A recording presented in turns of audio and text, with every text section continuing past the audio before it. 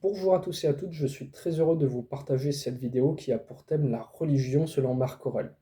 Alors avant de passer à l'étude en elle-même, je vais d'abord vous parler des raisons qui m'ont poussé à faire cette étude et des raisons qui me poussent à vous la partager sous forme vidéo.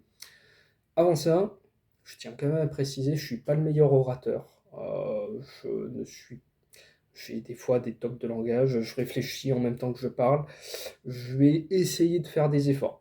Je vais vraiment essayer de faire des efforts, mais voilà, ça peut arriver à un moment dans la vidéo. Essayez de ne pas m'en tenir rigueur. Ceci dit, pourquoi j'ai fait cette étude? C'est tout simplement, bon, je vous la fais courte, hein, ça fait 1 an et demi, 2 ans que je me suis tourné vers le polythéisme romain, cette religion antique pré-chrétienne. Je ne suis pas le seul, ça s'appelle le néopaganisme. Je sais que beaucoup de polythéistes de nos jours n'aiment pas ce terme puisque c'est un terme employé par les chrétiens de façon péjorative, mais c'est comme ça qu'on appelle les choses, justement, ce mouvement résurgent des anciennes religions, des anciennes religions polythéistes. Donc, bon, je me suis tourné vers la religion, vers la tradition romaine, pour des raisons qui me sont propres, que je ne développerai pas dans cette vidéo. Mais voilà. Donc, étant nouveau dans cette voie religieuse, j'avais beaucoup de questions, beaucoup d'interrogations. Euh, j'ai eu des réponses au travers de vidéos YouTube, au travers de discussions avec des gens sur les réseaux sociaux, au travers de livres, au travers d'articles internet. Mais j'avais encore des questions. J'avais encore des questions. Euh, et forcément, étant un grand amateur de stoïcisme, le stoïcisme étant une philosophie qui m'intéresse beaucoup, je me suis dit je vais me rapprocher de Marc Aurèle. Marc Aurèle, qui était donc empereur romain et philosophe stoïcien.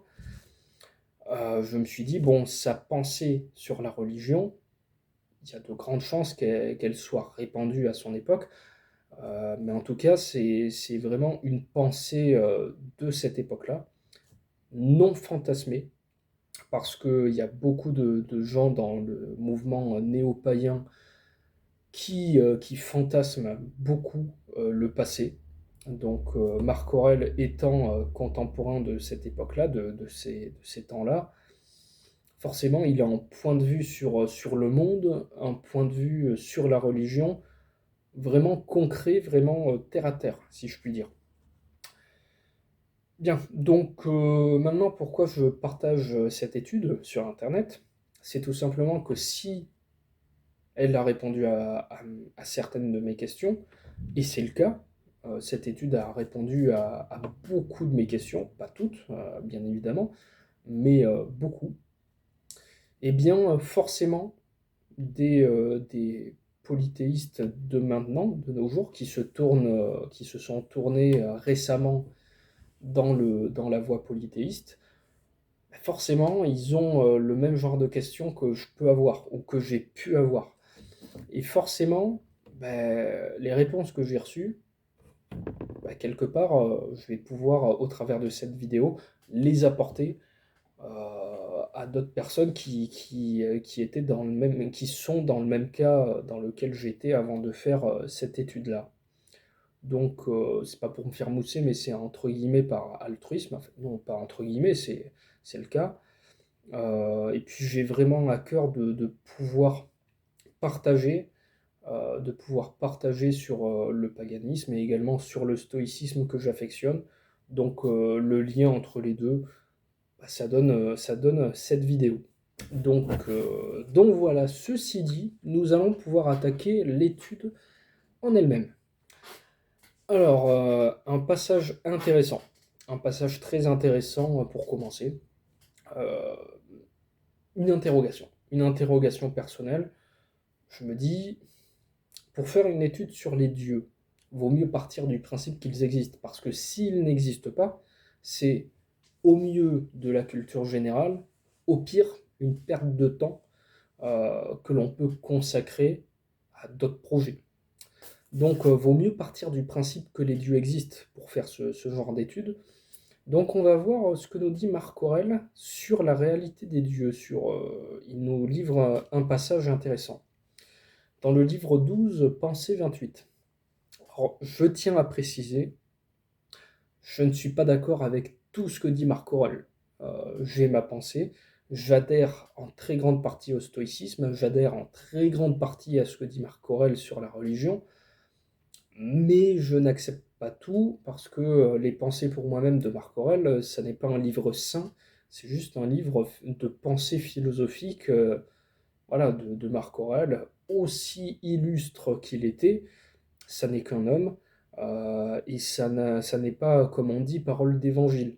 On a le droit de refuser certaines pensées, on a le droit de rejeter certaines théories. Voilà. Ceci dit, nous allons pouvoir attaquer, donc, attendez, voilà. Nous allons pouvoir attaquer le passage où il nous parle de la réalité des dieux. Livre 12, Pensée 28. À ceux qui demandent encore où as-tu vu les dieux, à quoi constates-tu leur existence, que tu les honores. D'abord, ils sont visibles à nos yeux. Ensuite, n'est-ce pas, je n'ai pas vu davantage mon âme, et tout de même je la respecte. De même pour les dieux. Par les marques de leur puissance qu'ils me font éprouver en toutes circonstances, je constate qu'ils existent et je les révère. Passage très intéressant en 3 temps. Déjà, en premier temps, il y a la question qu'on peut lui poser, hein, où as-tu vu les dieux? Dans un deuxième temps, il y a la première réponse, où il nous dit d'abord, ils sont visibles à nos yeux, et ça, je suis pas vraiment d'accord. Je suis pas vraiment d'accord parce que malgré notre science actuelle, la science a vraiment évolué entre-temps, pour le moment, on n'a pas encore vu les dieux. Alors si on est adepte de théorie du complot, on peut dire que oui, les scientifiques sont au courant, mais qu'ils nous cachent la vérité. Je suis pas un adepte des théories du complot. À l'heure actuelle, aux dernières nouvelles, on n'a pas encore vu les dieux. Donc physiquement, pour moi, on ne peut pas les voir. Pour moi, ce passage, ils sont visibles à nos yeux. Pour moi, je ne suis pas vraiment d'accord. Mais là où c'est vraiment intéressant, c'est dans le troisième temps, donc la deuxième réponse, on pourrait dire, où il nous dit de même pour les dieux, par les marques de leur puissance qu'ils me font éprouver en toutes circonstances, je constate qu'ils existent et je les révère. On peut relier ce passage au passage dans le livre 6, Pensée 23, où il nous dit puis en toute occasion invoque les dieux. Et ça, c'est un conseil. Ça, c'est un conseil qui est lié justement avec le fait d'éprouver en toutes circonstances les marques des puissances des dieux, de la puissance des dieux. C'est c'est vraiment lié parce que plus on va invoquer les dieux au travers de prières, au travers de rituels, au travers de méditations, au travers d'actions en rapport avec les dieux. Alors certes, on va faire des erreurs au début, on va faire des erreurs, on va faire des choses qui contrarient les dieux, on va peut-être invoquer la mauvaise divinité, on va peut-être tout simplement venir dans une attitude de distributeur, si je puis dire.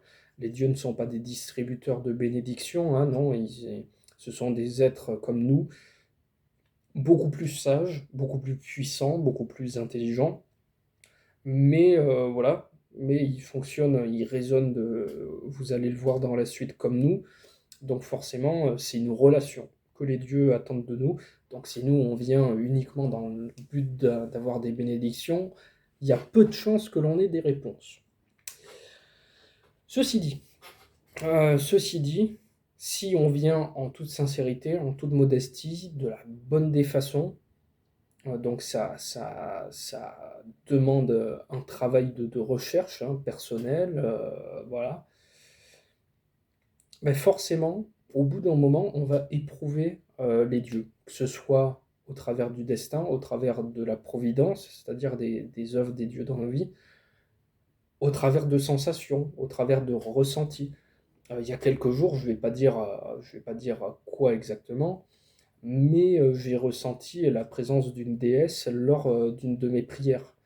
Il y a, quand hier ou avant-hier, je ne sais plus, j'ai vu une œuvre de la Providence, j'ai vu une œuvre d'un Dieu dans ma vie. Voilà. Donc, au travers justement d'une intuition. Je vais pas dire quoi exactement, ça relève de mon privé, hein, avec les dieux. Mais voilà, parce que je fais ce travail, justement, ben, en toute occasion, autant que possible, j'invoque les dieux et ils me le rendent. Ils me le rendent parce que je suis dans ce travail de relation et forcément, ben, j'éprouve leur puissance. Donc, mon conseil, et le conseil bah, du coup de Marc Aurèle, hein, c'est ça. C'est pour ceux qui doutent, pour ceux qui ne croient pas ou pour ceux qui se posent des questions, essayez. Essayez de la bonne des façons, renseignez-vous sur ce que les dieux demandaient dans le passé, parce que du coup les demandes n'ont pas tellement changé que ça. Bon, certes, les dieux adaptent leurs exigences avec le temps actuel, hein. On ne peut plus sacrifier 100 bœufs sur la place de je ne sais où pour invoquer les dieux pour telle ou telle chose, non. Mais il y a des choses que les dieux demandent, donc renseignez-vous là-dessus.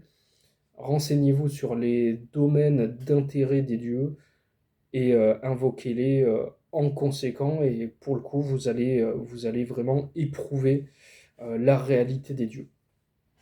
Ceci dit, voilà, ceci dit, nous allons pouvoir attaquer la suite qui est le thème de la providence, c'est-à-dire l'œuvre des dieux dans nos vies et le destin.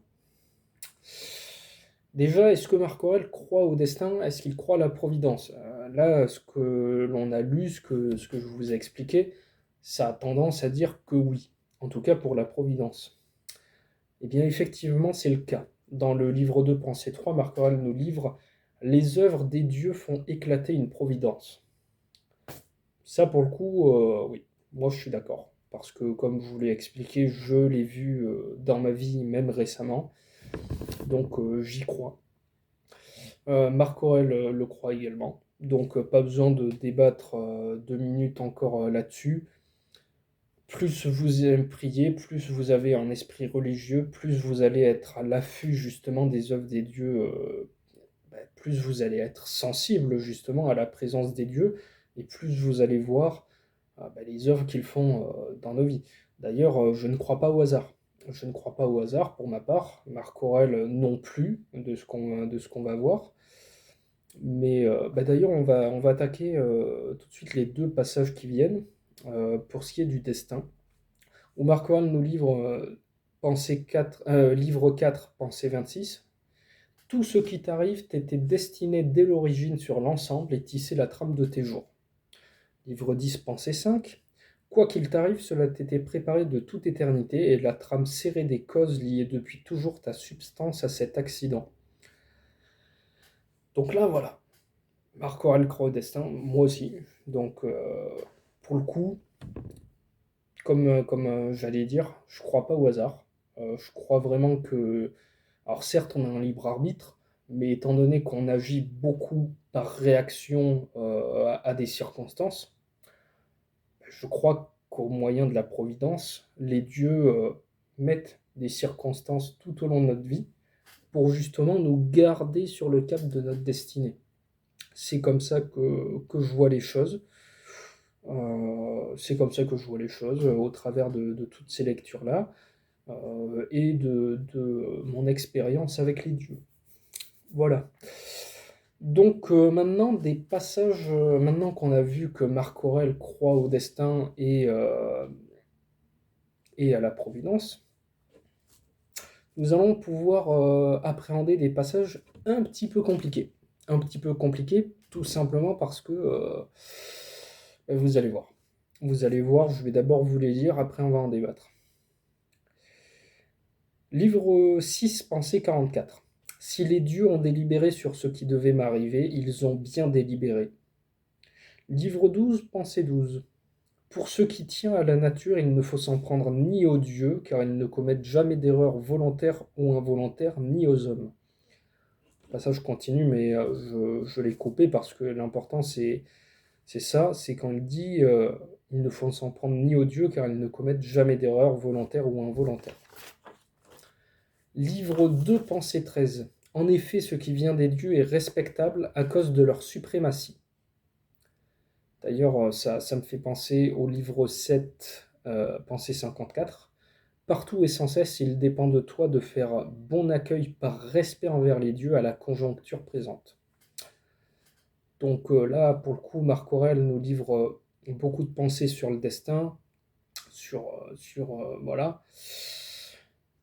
Déjà, là, vous êtes en train de réfléchir depuis tout à l'heure. Vous êtes en train de réfléchir, en train de vous dire, quand il m'est arrivé telle chose, tel malheur, Marc Aurèle, il dit que les dieux, ils ont bien fait, qu'ils n'ont pas fait d'erreur, que c'est respectable, et non seulement que c'est respectable, mais que je dois l'accepter par respect envers les dieux. J'aimerais donner une petite précision. Dans le livre 7, Pensée 46, il nous dit: Ne doit-il pas plutôt s'en rapporter au Dieu là-dessus et croire le dire des bonnes femmes que sa destinée, personne ne saurait l'éviter? Donc, pour le coup, je serais tenté de vous dire, euh, si vous acceptez pas par respect envers les dieux, acceptez pour vous, parce que dans tous les cas, le destin, il va se produire, que vous le vouliez ou non, le destin va se produire. Donc acceptez, acceptez parce que c'est inévitable, ça vous évitera peut-être des dépressions, des moments, voilà, des moments bas. Vaut mieux accepter parce que dans tous les cas, ça vous libérera un petit peu de ce poids. Voilà, c'est la petite précision que je voulais apporter là-dessus. Maintenant, reprenons. Euh, Tout ça, ces passages-là, on pourrait être tenté de dire que non. On pourrait être tenté de dire que les dieux font des erreurs. On pourrait être tenté de dire que ce qu'ils font dans nos vies, c'est pas toujours bon, c'est pas toujours respectable. Euh, on pourrait être tenté de le dire. On pourrait. Euh, D'ailleurs, justement, on va voir les passages qui arrivent, ça va nous remettre entre guillemets les idées en place. Déjà dans le livre 9, Pensée 35, Marc Aurèle dit: Pourquoi donc dis-tu? Et quand il dit tu, en fait, les pensées pour un homme, il parle à lui-même, ses réflexions. Donc quand il dit pourquoi donc dis-tu, le tu, c'est lui.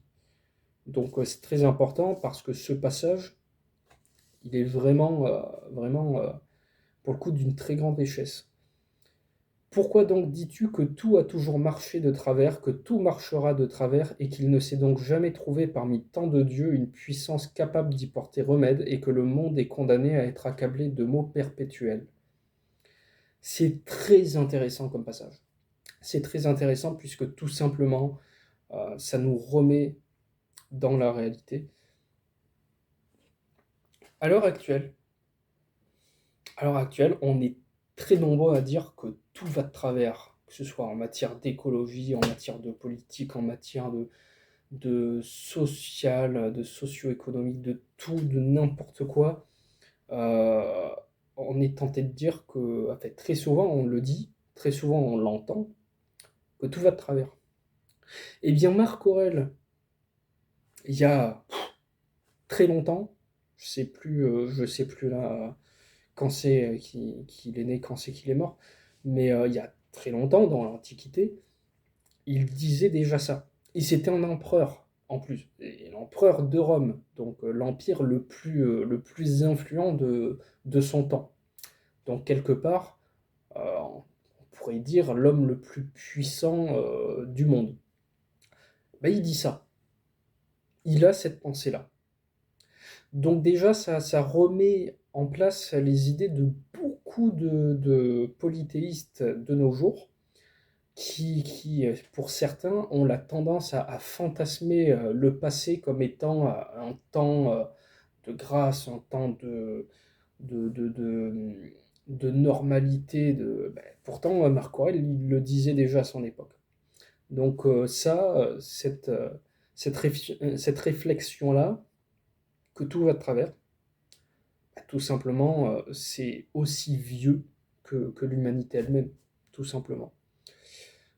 C'est un passage très intéressant qui du coup nous permet de comprendre la suite.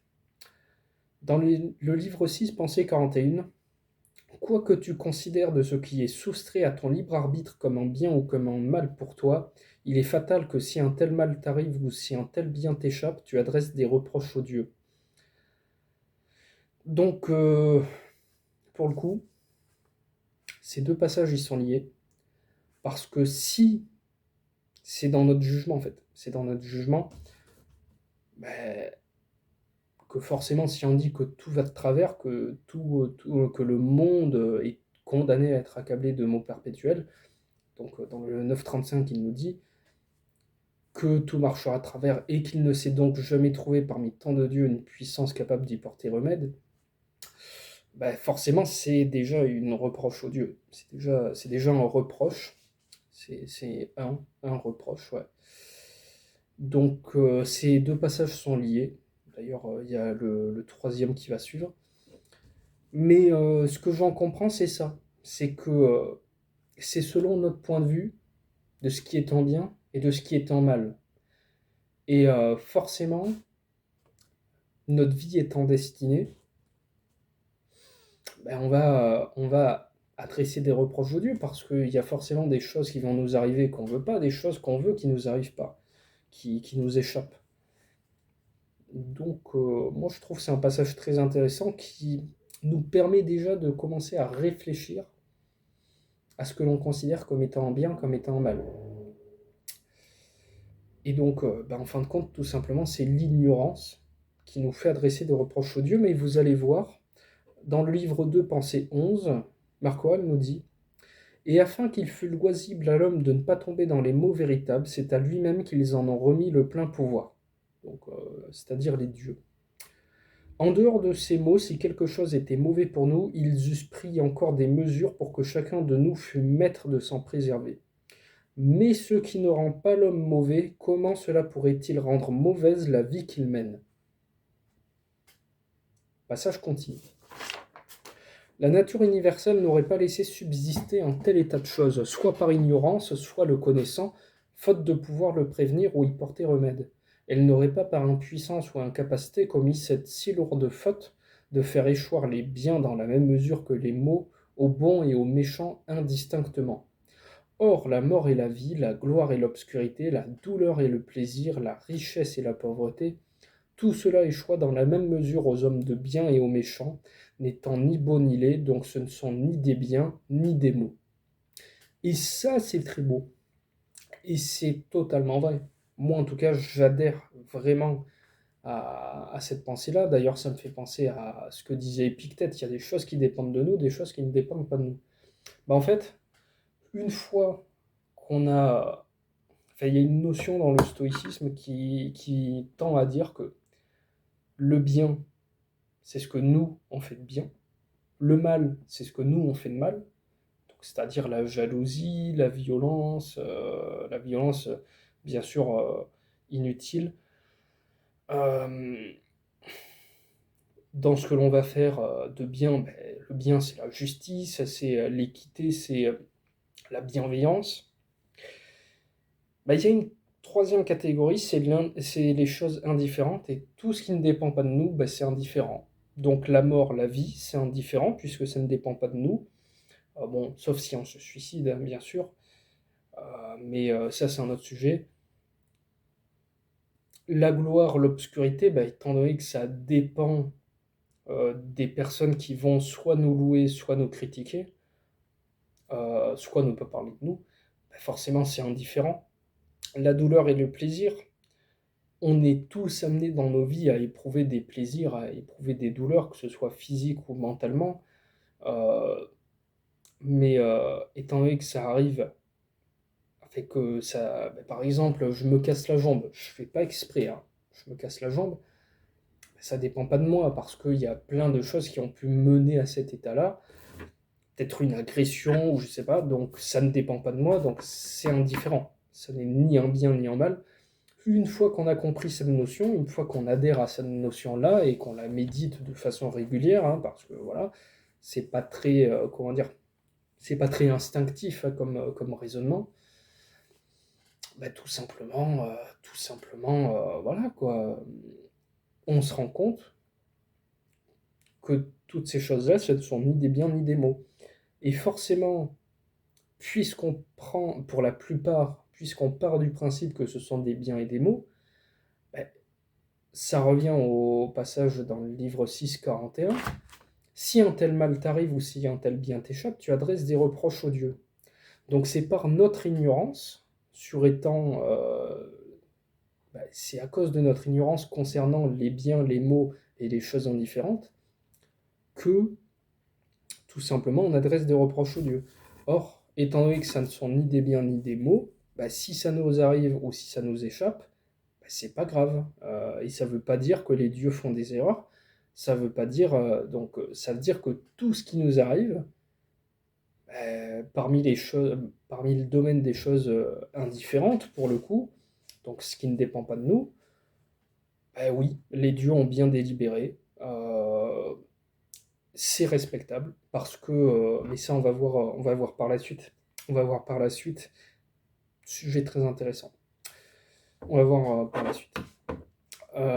Mais voilà. Donc les dieux, effectivement, ne font pas d'erreur, que ce soit volontairement ou involontairement. Ce qu'ils font est respectable. Donc nous devons l'accepter par respect, en rapport avec le passage livre 7, 54. Et forcément, ils ont bien délibéré dans nos vies, tout simplement. Donc maintenant qu'on a compris ces choses-là, on va pouvoir attaquer la suite. Dans le livre 5, pensée 8. De même qu'on dit Esculape a ordonné à un tel l'équitation ou les bains froids ou de marcher nu-pieds, de même on dit en ce sens la nature universelle a ordonné à un tel une maladie, une infirmité, une perte ou quelque chose d'approchant. Dans le premier cas, à ordonner signifie à peu près le Dieu a assigné à cet homme ce traitement comme correspondant à son état de santé. Et dans le second, ce qui arrive à chacun lui a été assigné de quelque manière comme correspondant à sa destinée. C'est ainsi que nous disons de ces événements qu'ils cadrent avec nous, comme les maçons disent des pierres de taille qu'elles cadrent dans les murailles ou les pyramides, quand elles s'harmonisent entre elles selon telle ou telle combinaison. Et livre 10, pensée 20, est utile à chacun ce qu'à chacun apporte la nature universelle et ce lui est utile au moment où elle le lui apporte. Très intéressant. Très intéressant parce que vraiment ça prend la suite de ça, de ce raisonnement sur les choses bonnes, sur les choses mauvaises, sur les choses indifférentes. Ça nous prend l'exemple de la médecine, ça nous prend l'exemple également de la construction, et ça nous parle d'utilité. On peut envisager les dieux comme étant des médecins. On peut imaginer notre vie sur cette terre, on peut imaginer la providence, les œuvres des dieux dans nos vies comme étant de la médecine. Si on a telle ou telle ou telle épreuve dans nos vies, ça peut être justement parce que les dieux veulent, comme je le disais tout à l'heure, nous remettre sur notre destinée, sur le chemin de notre destinée. Ça peut déjà être ça. Ça peut être ça. Ça peut également être, on peut l'envisager sous cette forme, quelqu'un à qui tout réussit. Quelqu'un vraiment qui, tout ce qu'il entreprend, ça réussit, qui vraiment, il excelle dans plein de domaines. Il devient orgueilleux, il peut devenir arrogant, il peut devenir méchant, il peut devenir... bien sûr, c'est pas automatique, hein, je dis pas que les riches sont des méchants, je dis pas ça. Mais voilà, donc ça peut apporter vraiment des comportements mauvais pour le coup. Donc pour le coup, quand il nous dit, tac tac tac, ce qui ne rend pas l'homme mauvais, comment cela pourrait-il rendre mauvaise la vie qu'il mène? Dans le livre de 11. Si du coup, au travers des circonstances de notre vie, on devient mauvais, notre vie devient mauvaise. Donc les dieux, comme des médecins, peuvent utiliser certaines circonstances pour nous rendre plus humbles, plus doux, plus bienveillants, plus... voilà, tout ça, au travers des difficultés de notre vie, plus juste, on peut imaginer toute la liste des vertus. Donc au travers d'épreuves, de circonstances difficiles, on peut devenir meilleur. Donc forcément, notre vie, elle est meilleure à son tour. Donc les dieux peuvent vraiment utiliser les choses indifférentes, dues à notre ignorance, hein, tout simplement, peuvent utiliser les choses indifférentes, les circonstances extérieures, pour nous remettre soit sur le destin, soit en direction d'une vie beaucoup plus vertueuse, donc meilleure. On peut voir ça, cet exemple de la médecine. On peut également voir du coup l'exemple de la maçonnerie, de la construction. C'est ainsi que nous disons de ces événements qu'ils cadrent avec nous comme les maçons disent des pierres de taille qu'elles cadrent dans les murailles ou les pyramides quand elles s'harmonisent entre elles selon telle ou telle combinaison. Nous allons prendre ce passage, donc cet exemple de construction.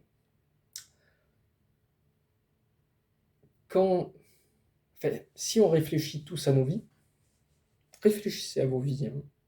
J'ai que 24 ans, j'ai pas une très grande vie, et pourtant je suis capable de faire ce travail-là de réflexion.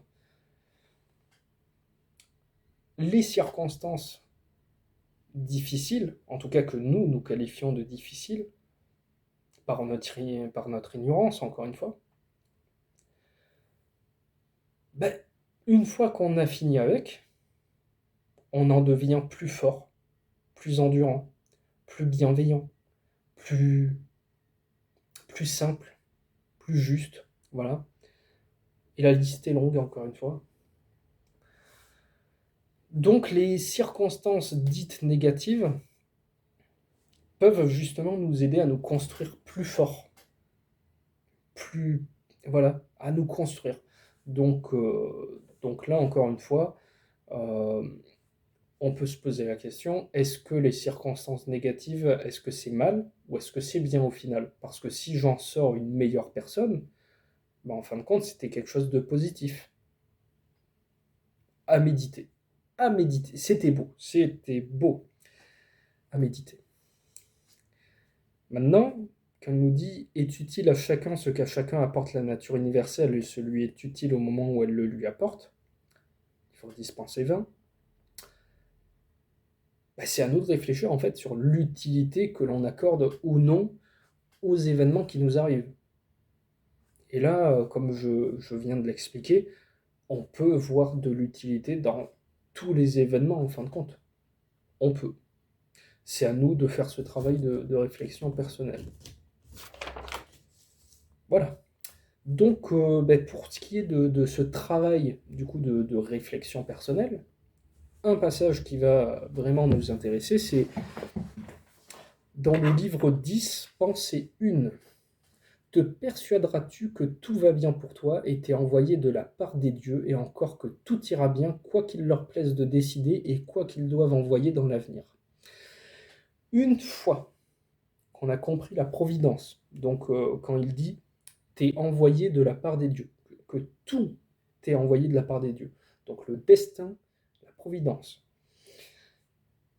Te persuaderas-tu que tout va bien pour toi? Donc, une fois qu'on adhère à la providence, au destin, une fois qu'on a compris que ce qui est bien, c'est ce qui nous fait devenir meilleur, que ce qui est mal, c'est ce qui nous fait devenir mauvais, et que les circonstances extérieures à nous, qui ne dépendent pas de nous, c'est indifférent.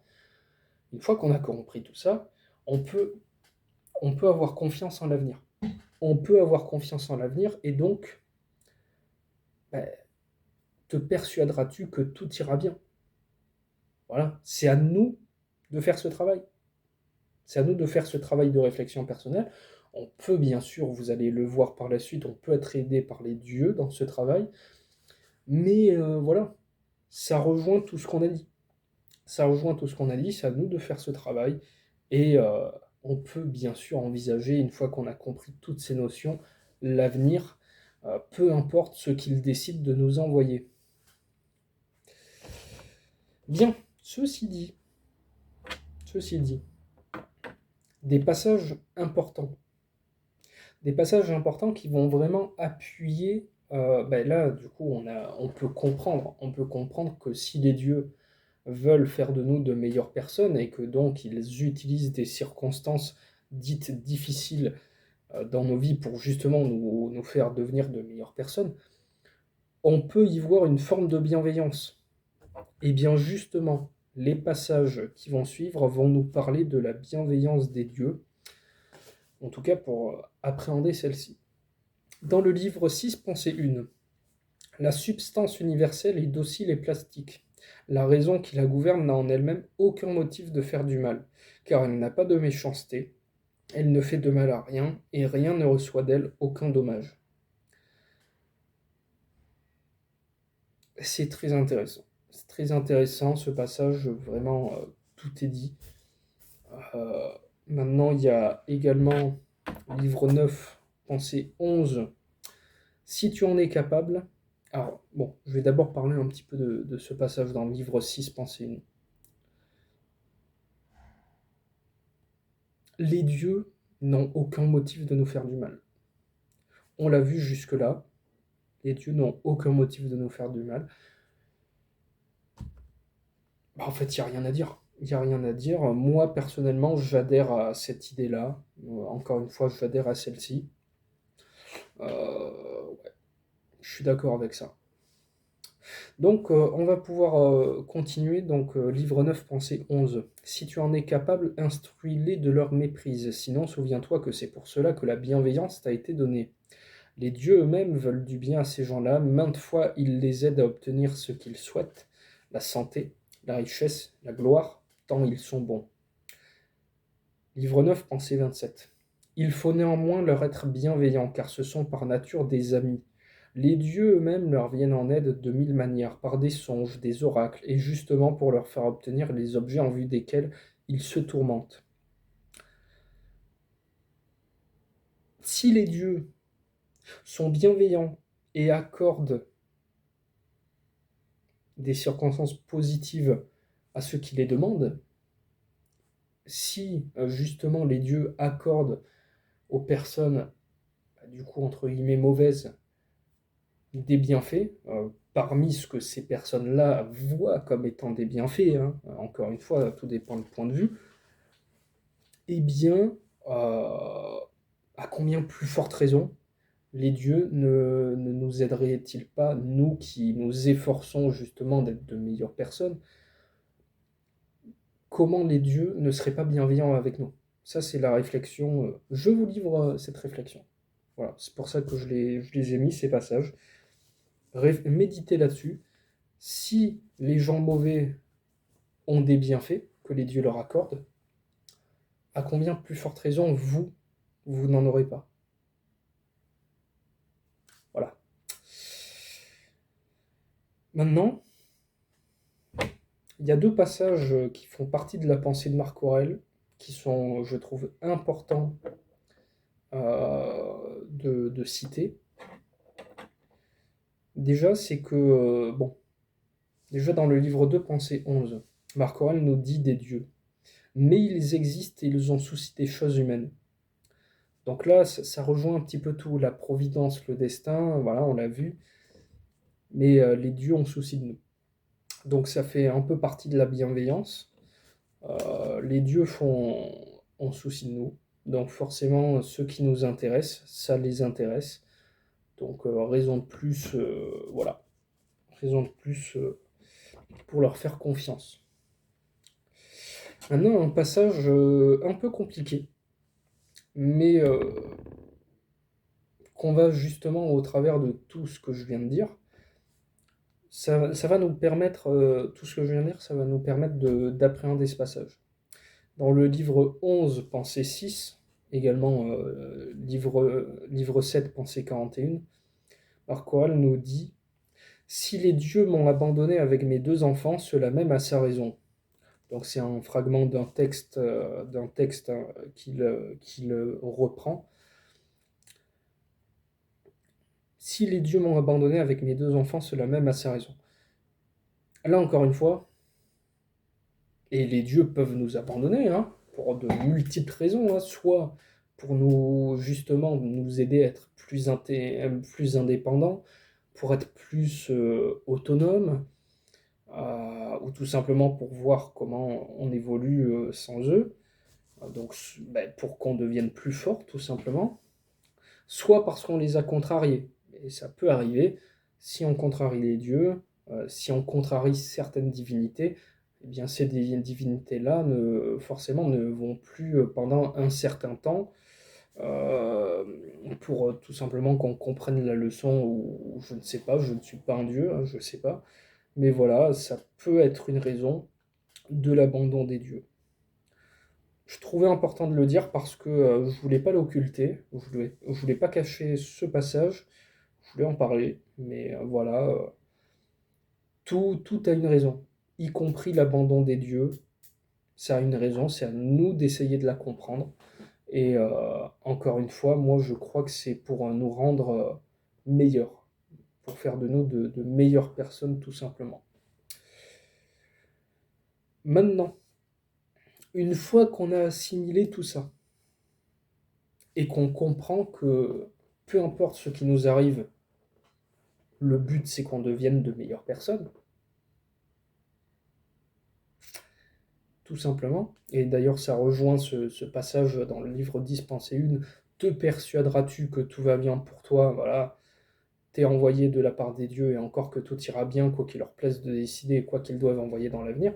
Une fois qu'on a fait ce travail de réflexion personnelle, on peut appréhender ce passage-là, enfin les deux passages qui arrivent. Livre 12, Pensée 1, tous ces biens que tu souhaites d'atteindre par un détour, tu peux les posséder sur le champ si tu ne te veux pas de mal. Je veux dire, si tu laisses de côté tout le passé, si tu te reposes pour l'avenir sur la providence, et si te bornant au présent, tu le règles sur la piété et la justice. Et ça, et ça c'est beau. Parce qu'une fois qu'on a compris tout ça, ben, en fin de compte, tout le passé qui nous tracasse, c'est-à-dire les circonstances négatives, pour le coup, fait que nous, on voit comme étant négatives, si on a compris que tout ce qui nous est arrivé, c'est tout simplement pour faire de nous de meilleures personnes, que tout ce qui va nous arriver, c'est dans la même optique, ben, on peut avoir confiance en l'avenir. On peut justement se reposer pour l'avenir sur la providence. Et du coup, ça nous laisse l'esprit libre pour l'instant présent, pour le moment présent. Il nous dit, si te bornant au présent, tu le règles sur la piété et la justice. Donc la piété pour avoir une meilleure relation avec les dieux, la justice pour avoir une meilleure relation avec les hommes. Tout simplement. Ça, je trouve ça très beau. Donc on peut faire confiance en la destinée, on peut faire confiance en la providence. Maintenant, un dernier passage pour clore ce sujet. Livre 4, Pensée 34. Abandonne-toi de bon gré à Cloto, la déesse grecque qui file le destin, enfin l'une des trois qui file le destin. Abandonne-toi de bon gré à Cloto, laisse-lui tisser ta vie des événements qui lui plaît.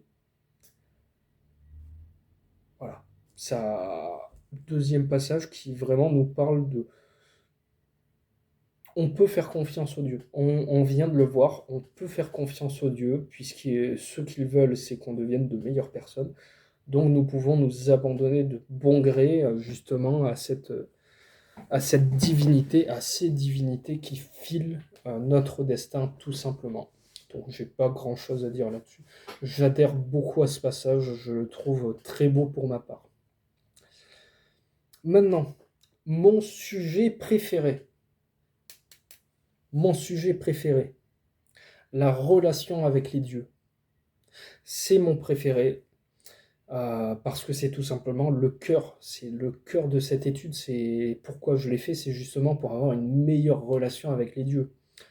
Donc, nous allons pouvoir attaquer. Nous allons pouvoir attaquer. Déjà, pour appréhender la relation avec les dieux, il ne faut pas voir ça comme étant une relation avec des êtres différents de nous. Ça, c'est une erreur. Ça, c'est une grande erreur que les monothéistes font et que certains polythéistes font également, c'est d'imaginer les dieux comme étant des êtres différents de nous. Or, c'est pas le cas.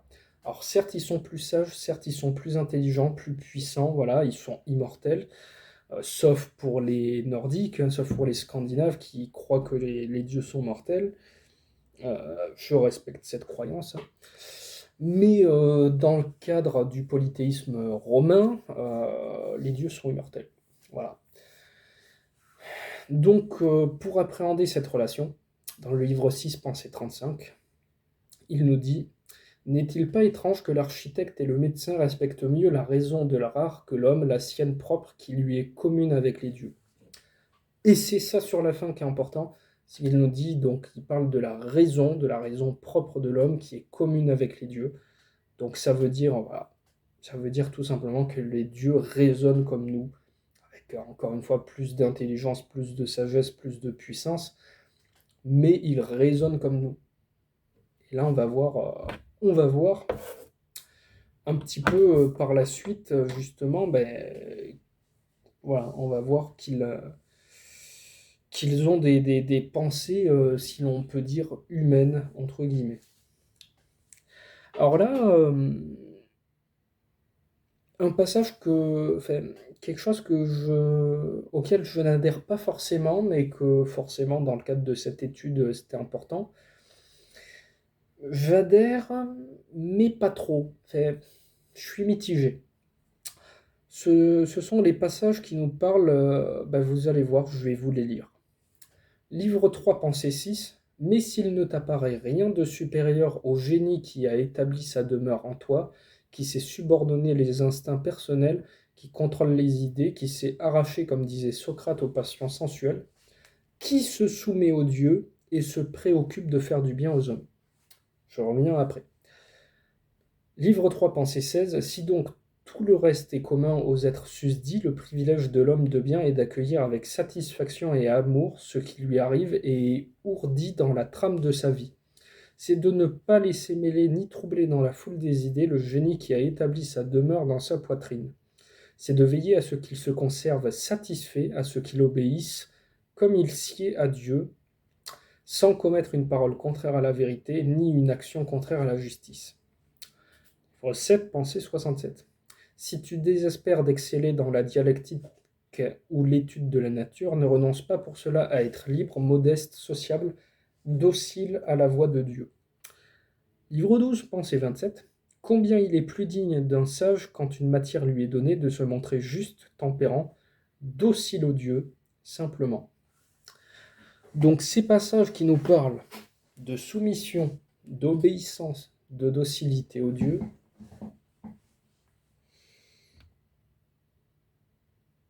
c'est compliqué. C'est compliqué parce que moi, pour ma part, je suis, je ne vais pas dire fondamentalement contre ces idées, mais je suis un petit peu contre. Parce que pour moi, on n'a pas à se soumettre à qui que ce soit, y compris à un dieu. Ce principe-là de soumission, j'adhère pas spécialement.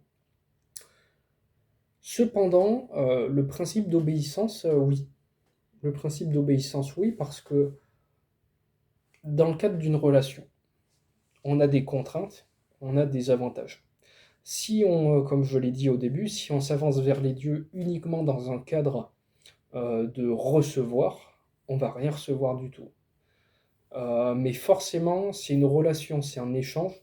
Donc les dieux, alors c'est pas les dieux qui viennent nous chercher, bon ça peut arriver, hein, mais dans la plupart des cas, ce ne sont pas les dieux qui viennent nous chercher, mais ce sont... quoique, qu'est-ce que je dis? Parce que si le destin existe, ça veut dire que les dieux peuvent nous faire venir à eux.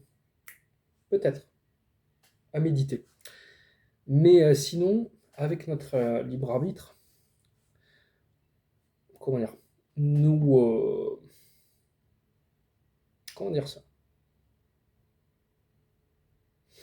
Nous allons vers les dieux, nous sommes libres d'accepter ou non une relation avec eux.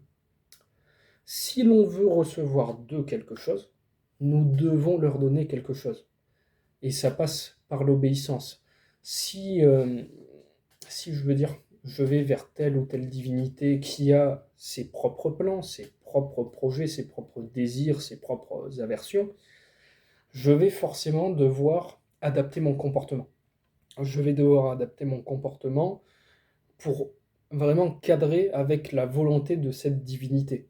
Donc l'obéissance, oui. L'obéissance fait partie, moi j'adhère à cette idée d'obéissance. Maintenant, la soumission, un petit peu moins. Mais voilà, ça fait partie des contraintes, selon Marc Aurèle. Voilà, donc maintenant nous allons pouvoir attaquer la suite qui justement fait écho avec le fait que les dieux ont une raison, raisonnent comme nous, tout simplement. C'est sur le sujet de notre comportement. Et on va voir, il y a deux facettes de notre comportement à devoir comment dire, analyser.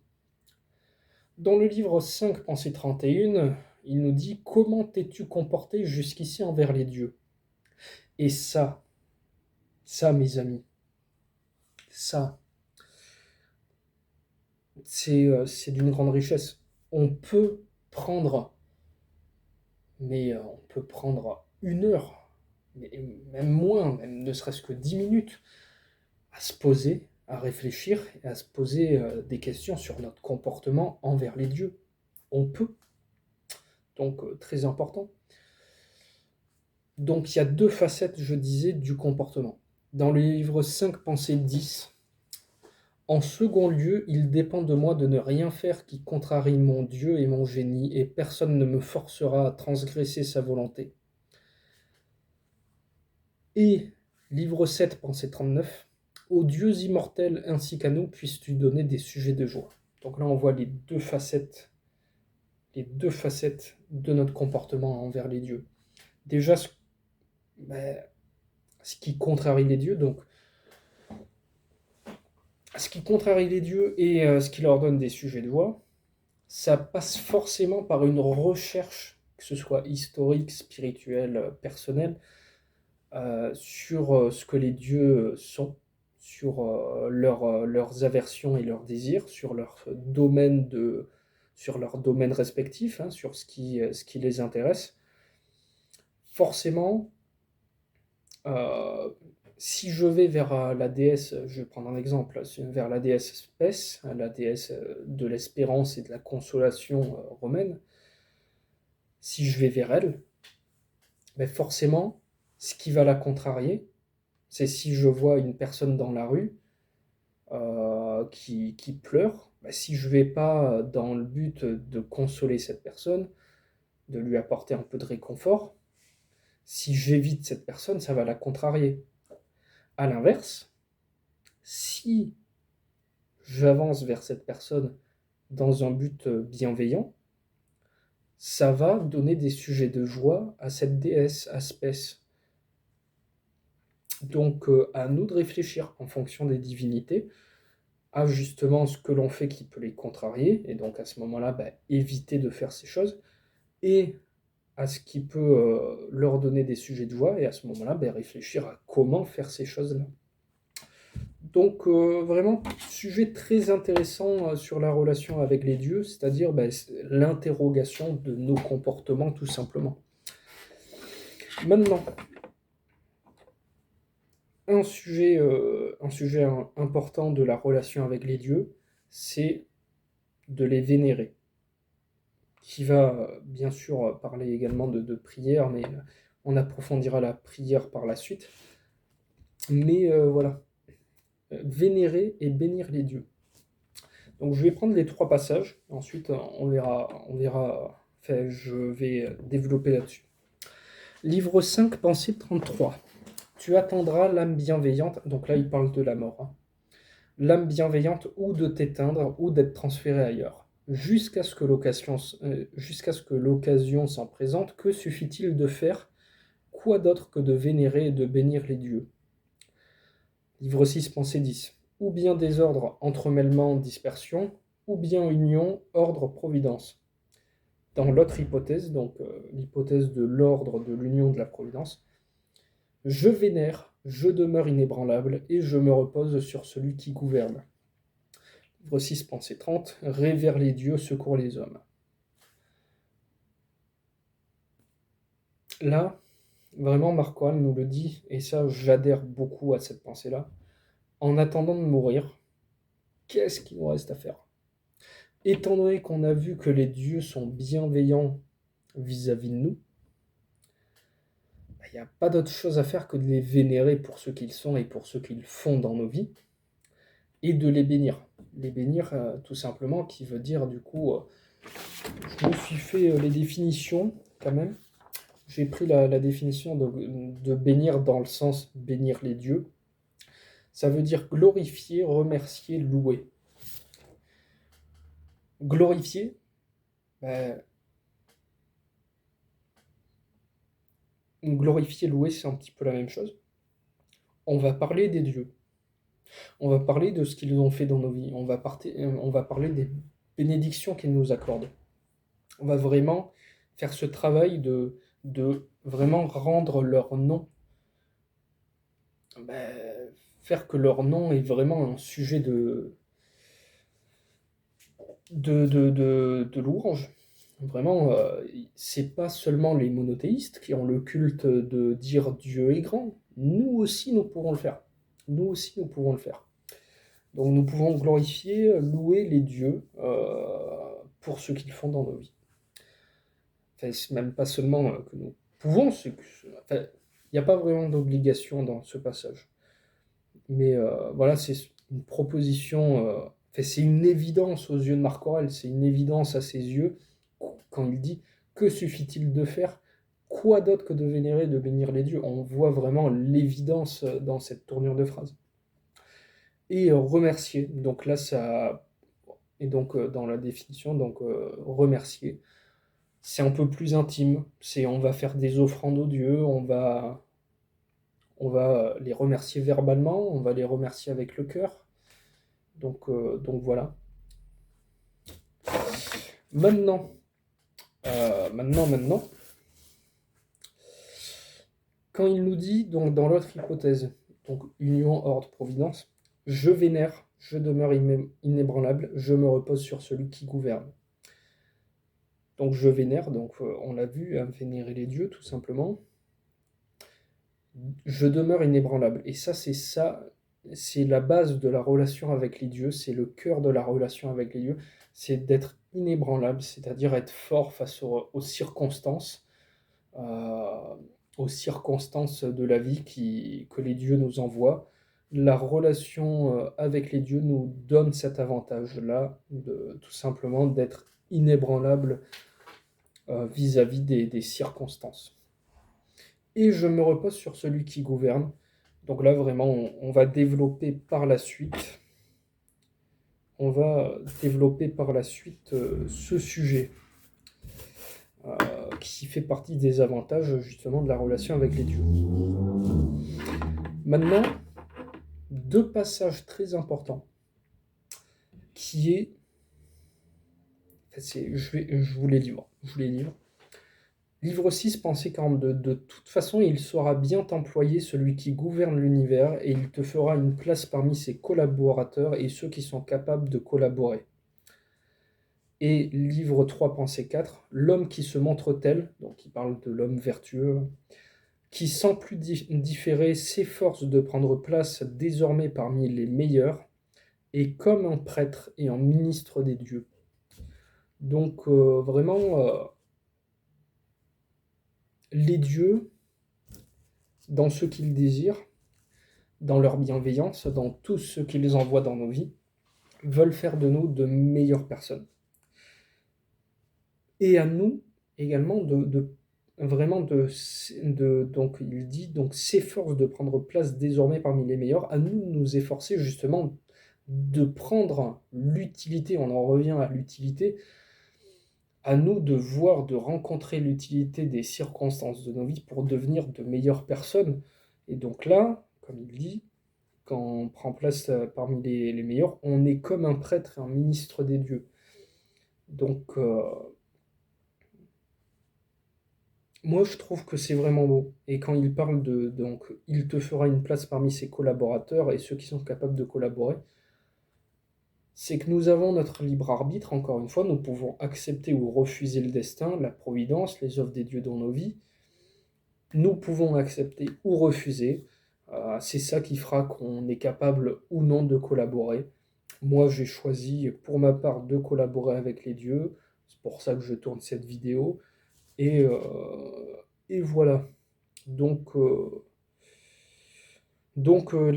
cette partie c'est une partie intéressante de la relation avec les dieux, c'est qu'ils ne veulent pas seulement qu'on obéisse, qu'on se soumette, qu'on soit docile, qu'on qu'on les vénère, qu'on les bénisse. Ils veulent, et qu'on ne les contrarie pas et qu'on leur donne des sujets de joie. Il n'y a pas que ça. Ils veulent aussi collaborer avec nous et à nous de réfléchir et à méditer sur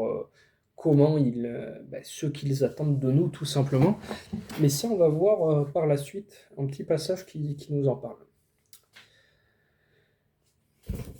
Je tourne ma feuille. En même temps, j'ai un petit peu un résumé de cette étude pour que ce soit plus facile pour moi de vous la restituer. Ben, c'est là en fait, où on voit ce que les dieux, justement, attendent de nous. Livre 2, Pensée 5. À chaque heure, applique-toi de tout ton soin en romain et en mâle, c'est-à-dire en homme, à faire ce que tu as sur les bras avec une gravité adéquate et sincère, avec amour, indépendance et justice, et veille à te libérer de toutes les autres préoccupations. Tu t'en libéreras si tu accomplis chaque action de ta vie comme si c'était la dernière, dépouillé de toute légèreté d'esprit, de répugnance passionnelle à l'empire de la raison, de fausseté, d'égoïsme, de dépit contre la destinée. Tu vois combien peu nombreux sont ces points dont il suffit de se rendre maître pour vivre une vie au cours prospère et dans la crainte des dieux. Les dieux, en effet, ne réclameront rien de plus à qui observe ces préceptes. Alors, je suis d'accord vraiment avec ce passage, je suis en grande partie d'accord, sauf sur la fin, quand il dit « Les dieux, en effet, ne réclameront rien de plus à qui observe ces préceptes ». Il y a un précepte de plus. Dans le livre 10, Pensée 8, il te sera d'un grand secours de te rappeler les dieux. Ce qu'ils veulent, ce n'est pas d'être flattés, mais que tous les êtres raisonnables s'efforcent de leur ressembler. Les dieux étant bienveillants, les dieux étant bons avec nous, ils attendent de nous qu'on leur ressemble. Comme je l'ai dit dans le cadre de l'exemple de la déesse espèce, ce qu'elle attend, c'est que l'on soit comme elle, en fin de compte. Ce qui lui donne des sujets de joie, c'est que j'aille consoler les personnes que je peux. Ce qui la contrarie, c'est quand j'évite les personnes que je peux consoler, tout simplement. Donc, pour le coup, je suis d'accord avec ce passage. Les dieux attendent de nous qu'on leur ressemble. Là, quand il donne tous ces exemples-là, de faire les choses comme si c'était la dernière, si tu accomplis chaque action de ta vie comme si c'était la dernière, ben forcément, ça va nous apporter vraiment un sentiment de responsabilité, une responsabilité tout simplement. Euh, Lorsqu'on se pose la question, lorsqu'on est au travail, qu'on se pose la question de se dire, si je meurs dans 30 minutes, comment je veux qu'on se souvienne de moi. Donc, comme étant quelqu'un de travailleur. Voilà.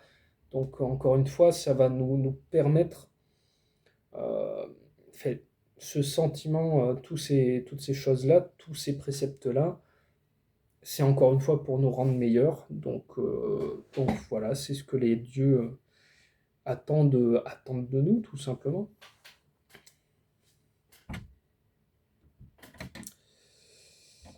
Maintenant, justement, parlant de travail, ben là on va voir, il y a des passages qui nous en parlent. Livre 6, Pensée 7. Qu'une seule chose te charme et tâche de t'y complaire, c'est de passer d'une action sociale à une action sociale en pensant à Dieu. Livre 3, Pensée 13. Tiens toujours près les principes grâce auxquels tu pourras connaître les choses divines et humaines et faire voir à chacune de tes actions, même les moindres, que tu te rappelles l'enchaînement réciproque de ces deux ordres de questions. Car on ne saurait bien faire rien de ce qui intéresse les hommes si on ne le rapporte aux choses divines et inversement. Livre 6, Pensée 17, mais le mouvement de la vertu n'est compris dans aucun de ces mouvements, c'est plutôt quelque chose de divin et c'est par une voie difficile à concevoir qu'elle suit son chemin. Tout est dit, tout est dit. Dans les actions sociales, donc les actions qui concernent les choses humaines, il nous dit en pensant à Dieu, ou au Dieu, comme vous voulez. Quand il nous dit on ne saurait bien faire rien de ce qui intéresse les hommes si on ne le rapporte aux choses divines et inversement. Tout ce que l'on fait, donc notre travail par exemple, mais également à manger, également se promener, également parler avec des amis, on doit le faire en pensant au Dieu, on doit le faire justement en pensant au rapport divin que toutes ces choses ont, parce que lorsque je me nourris, lorsque je me fais à manger, là par exemple j'ai envie de KFC. Je me livre.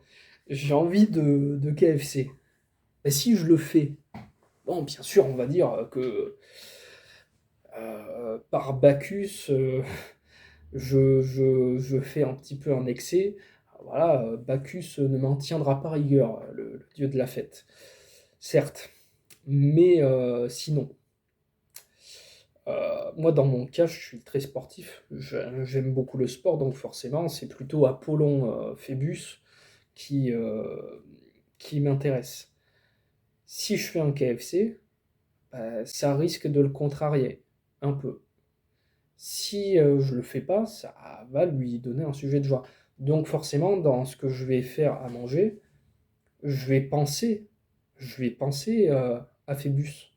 Je vais penser à lui et à me dire, bon, je vais vraiment faire un effort pour bien nourrir mon corps, pour être meilleur dans mes performances sportives dans ce loisir-là. Donc, voilà. Voilà, passer d'une action sociale à une action sociale en pensant à Dieu ou au Dieu.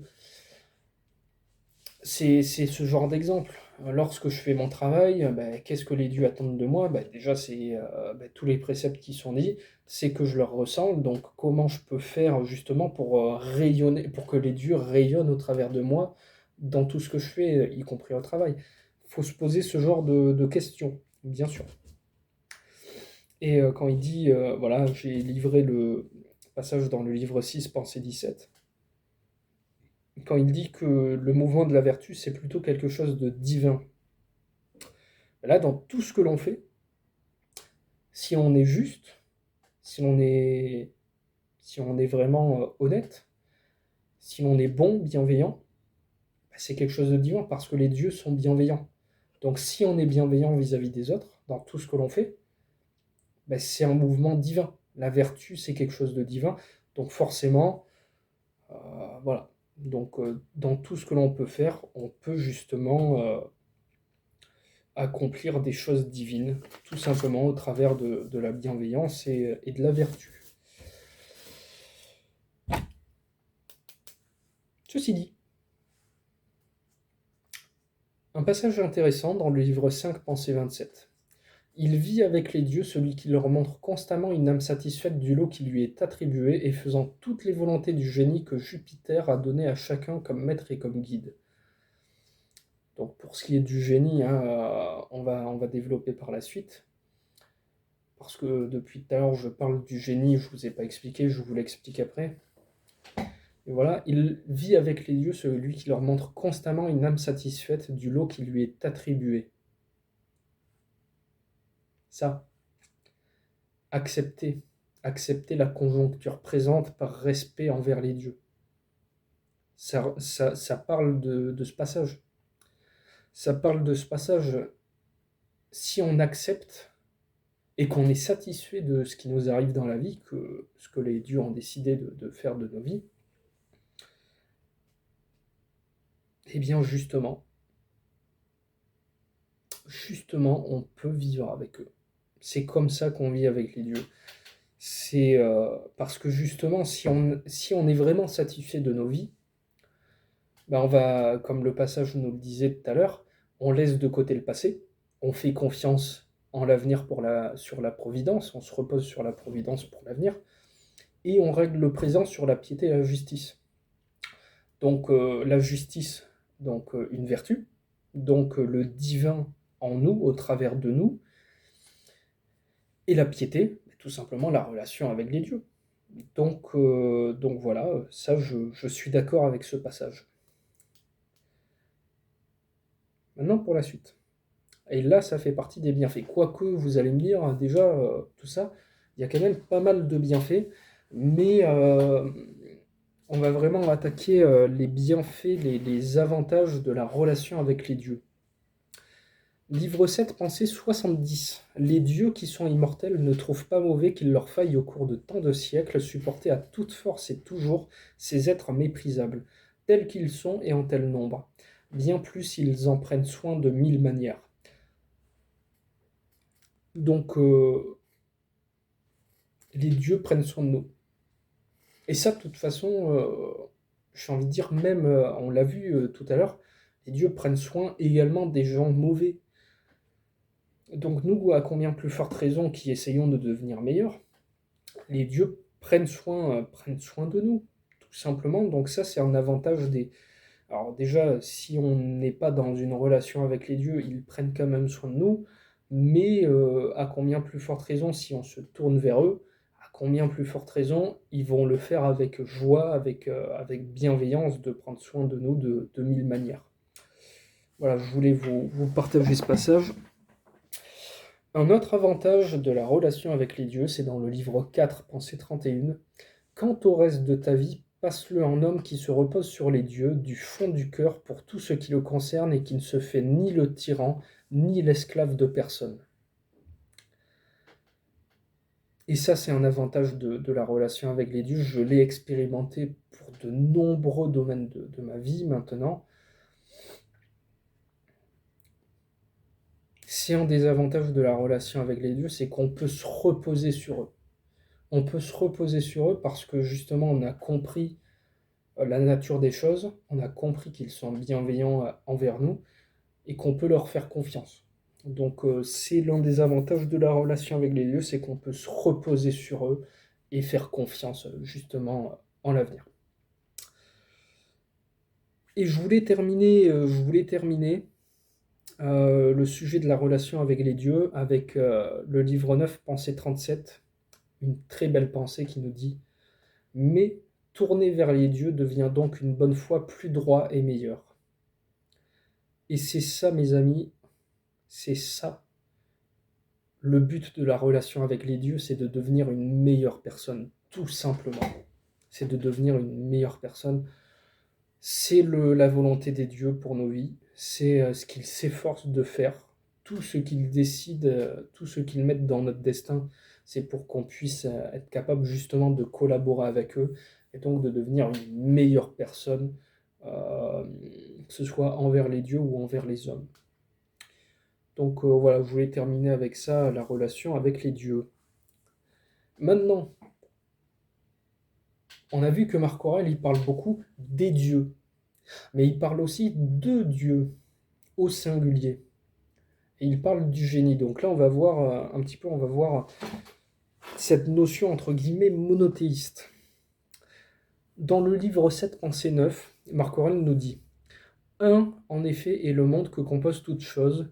Un, le Dieu répandu partout. Une, la substance. Une, la loi. Une, la raison commune à tous les êtres intelligents. Livre 12, Pensée 26. Tu oublies encore ceci, que l'intelligence de chacun de nous est un Dieu et émane de là-bas. Alors là-bas, je ne sais pas, peut-être le monde des dieux. Hein. Livre 5, Pensée 27. Faisant toutes les volontés du génie que Jupiter a donné à chacun comme maître et comme guide, parcelle détachée de lui-même, et ce génie, c'est l'esprit de la raison de chacun. Alors, tous ces passages-là, je vais essayer de vous les restituer du mieux possible. En tout cas, c'est comme ça que je le comprends. C'est qu'il y a, selon Marc Aurèle, un Dieu, donc répandu partout. On pourrait tenter de voir une certaine forme de panthéisme. On pourrait. Euh, Mais quand il dit, voilà, l'intelligence de chacun de nous est un Dieu, on peut vraiment faire la superposition avec l'esprit de la raison de chacun. L'esprit de la raison, l'intelligence, moi je le vois de la même façon. Il nous dit donc ce génie, euh, il nous dit que ce génie, c'est une parcelle détachée de lui-même, donc de Jupiter. Le génie, le génie qui est l'esprit de la raison de chacun, c'est une parcelle détachée de Jupiter. Et l'intelligence de chacun de nous est un Dieu, donc c'est un fragment de Jupiter, donc de Dieu. Et si on part du principe depuis du passage qu'on a vu tout à l'heure que les dieux ont une raison commune avec les hommes, donc eux aussi ils ont un génie intérieur, eux aussi ils ont du coup une parcelle détachée de Jupiter. Donc ça voudrait dire qu'il y ait un dieu, Jupiter, qui a mis de sa substance dans chaque homme et dans chaque dieu, et en gros il y a un dieu mais qui est partout. C'est comme ça que je comprends la chose. Un Dieu qui se multiplie sous autant de formes qu'il le désire. Pour ma part, je ne suis pas d'accord. Là, pour le coup, j'ai une occasion de dire que je ne suis pas d'accord avec Marc Aurèle. Si c'est bien ça, si j'ai bien compris, et comment dire, je vous laisse donner vos avis dans les commentaires sur ce que vous en avez compris. Si j'ai bien compris, si c'est bien ça, ce qu'il veut dire, je ne suis pas d'accord. Parce que pour moi, chaque divinité est indépendante. Nous avons certes quelque chose de divin en nous, au moyen de la vertu, mais pour moi, chaque dieu est différent, chaque dieu est une entité propre à part entière, et pour moi, il n'y a pas il n'y a pas un dieu répandu qui se multiplie sous plusieurs formes différentes. Ça, là-dessus, je ne suis pas d'accord. Voilà. Cette précision étant faite sur pourquoi Marc Aurèle parle de Dieu au singulier, par certains moments, nous allons pouvoir attaquer un sujet très intéressant et très important, qui est la prière. Nous allons voir, il y a deux formes de prière. Il y a la prière pour les choses qui ne dépendent pas de nous, et la prière pour les choses qui dépendent de nous. Dans le livre 5, pensée 7, prière des Athéniens. Arrose, arrose, cher Zeus, les champs des Athéniens et les plaines, où il ne faut pas prier, où il faut prier ainsi, naïvement, franchement. Livre 9, pensée 40. Et qui t'a dit que les dieux ne nous aident pas aussi pour ce qui dépend de nous? Commence donc par les en prier et tu verras. Cet homme les prit en ces termes: que j'obtienne les faveurs de cette femme. Dis plutôt que je puisse m'abstenir de convoiter ses faveurs. Un autre, que je sois libéré de cette opportunité. Toi, que je n'ai même pas besoin d'en être délivré. Non, pardon. Je reprends. Un autre, que je sois libéré de cette importunité. Je sais plus ce que j'ai dit, opportunité, importunité. Attendez, je reprends, pardon. Et qui t'a dit que les dieux ne nous aident pas aussi pour ce qui dépend de nous? Commence donc par les en prier et tu verras. Cet homme les prit en ces termes: que j'obtienne les faveurs de cette femme. Dis plutôt que je puisse m'abstenir de convoiter ses faveurs. Un autre, que je sois libéré de cette importunité. Toi, que je n'ai même pas besoin d'en être délivré. Un autre, que je ne perde pas mon enfant. Toi, que je ne tremble pas à l'idée de le perdre. En somme, tourne ainsi tes prières et observe le résultat. Donc on voit vraiment les deux formes de prière. Pour les choses qui ne dépendent pas de nous, donc qui sont indifférentes, mais que par ignorance nous considérons comme étant des biens et comme étant des maux, nous devons prier franchement, naïvement, comme il dit. Donc il faut vraiment demander les choses. Il faut vraiment demander les choses de façon simple, claire, précise. Et pour ceux qui dépendent de nous,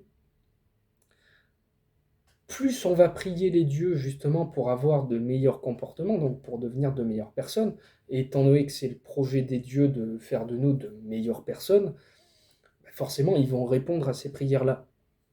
Donc plus on va les prier pour ce qui dépend de nous, pour être de meilleures personnes, pour avoir une meilleure discipline, une meilleure bienveillance, une meilleure attitude, bref, et bien forcément les dieux Bah, déjà, c'est un peu une forme de, comment dire, d'engagement. Parce que si je prie tel Dieu ou tel Dieu pour être une meilleure personne, lorsque je vais avoir telle situation, eh bien, les dieux que j'ai priés vont pouvoir me rappeler, me dire, rappelle-toi, quand tu m'as prié tel jour pour agir de telle ou telle manière, ou ne pas agir de telle ou telle manière, voilà, tu as l'occasion d'accomplir quelque part ta prière. Donc les dieux peuvent nous rappeler justement nos prières, ce que l'on leur a demandé comme étant des, entre guillemets, des engagements, bien qu'étant informels, mais également ils peuvent nous aider justement au travers de nos ressentis, de nos sensations, de nos désirs, de nos aversions. Ils peuvent nous aider justement à mieux gérer la frustration de telle ou telle situation. Donc vraiment très important, on peut prier les dieux pour ce qui ne dépend pas de nous de façon simple, et on peut prier les dieux pour ce qui ne dépend, pour ce qui dépend de nous, c'est-à-dire nos comportements de cette façon-là. Maintenant, livre 6, pensée 23, on l'a déjà vu, mais voilà, très intéressant. Livre 6, pensée 23, puis en toute occasion invoque les dieux, et ne t'inquiète pas de savoir combien de temps tu agiras ainsi, ça en est assez même de 3 heures employées de la sorte. Quand il nous dit ça, c'est assez même de 3 heures employées de la sorte, ça peut nous faire penser à quelque part des séances entre guillemets de méditation où l'on pourrait vraiment envisager la prière comme étant quelque chose de long, ou en toute occasion invoque les dieux, c'est-à-dire à chaque fois qu'on en a l'occasion, penser aux dieux, parler aux dieux pour telle ou telle chose. Donc vraiment, on peut voir ça, cette pensée, on peut voir cette pensée sous ces deux formes. Soit prier les dieux vraiment à chaque fois qu'on peut, soit bah, se faire des sessions qui vont durer 1 heure, 2 heures, 30 minutes, 10 minutes, où on va prier les dieux, voilà. Donc, c'est comme ça que je vois ce passage, je trouve que c'est une grande richesse. Maintenant, ceci dit, maintenant qu'on a vu ben, comment prier pour les choses qui dépendent de nous, les choses qui ne dépendent pas de nous, euh, que l'on a vu qu'il faut prier en toute occasion, on va pouvoir voir 3 formes de prière. 3 formes de prière qui, pour moi, sont vraiment très importantes. Livre 10, pensée 14. À la nature qui donne tout et qui le reprend. L'homme instruit et modeste dit: donne ce que tu veux, reprends ce que tu veux. Et ces paroles, il ne les dit pas avec insolence, mais seulement dans un sentiment d'obéissance et de bienveillance à son égard. Alors, voilà, on voit déjà un rappel par rapport à l'obéissance. Mais vraiment, c'est une forme de prière pure. Vraiment une forme de prière de confiance envers les dieux. Quand on est capable de dire avec les dieux, avec sincérité, donne ce que tu veux, reprends ce que tu veux, là on a atteint un degré spirituel intéressant. Quand on atteint un degré de confiance envers les dieux tel qu'on est capable de dire ça, c'est vraiment intéressant. Donc c'est une forme de prière que je voulais vous partager. Voilà. Maintenant, une autre qui ressemble beaucoup. Livre 4, pensée 23. Je m'accommode de tout ce qui peut t'accommoder, ô monde. Rien n'arrive trop tôt ou trop tard pour moi de ce qui est à point pour toi. Tout est fruit pour moi de ce que produisent tes saisons, ô nature. Tout vient de toi, tout est à toi, tout rentre en toi. C'est une belle forme de prière. C'est une belle forme de prière. Il y en a également une, livre 10, pensée 21. Je dis donc au monde, j'épouse ton amour. Donc ces 2 formes de prière là, qui parlent donc au monde, hein, donc, la nature universelle, les dieux, tout ce que vous voulez.